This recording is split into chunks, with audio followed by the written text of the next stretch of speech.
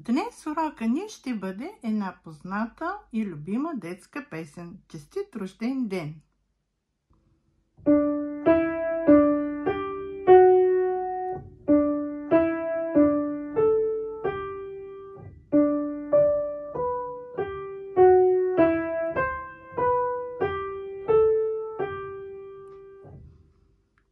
Виждате, че тук има употребата на един черен клавиш. Това е фа диез.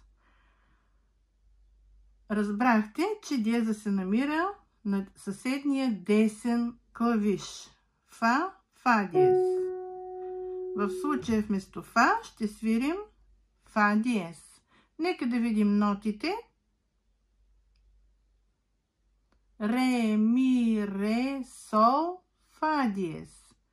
Изписан диеза до ключа се казва, че е в предписание и важи за цялото произведение от начало до край. Или където и да видим фа, няма да го свирим на белия клавиш, а на черния клавиш. Ре, ми, ре, сол, фа диез. Ре, ми, ре, ла, сол. Ре, ре, си, сол, фа диез, ми, до, си, сол, ла, сол. Ако е необходимо няколко пъти, кажете имената на нотите, спрете видеото, кажете ги няколко пъти, след това пуснете видеото и заедно с мен свирим.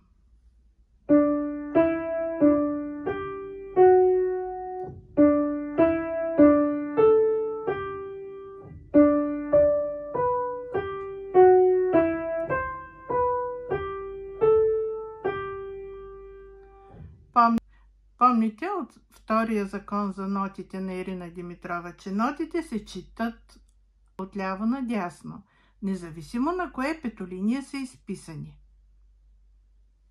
И последно,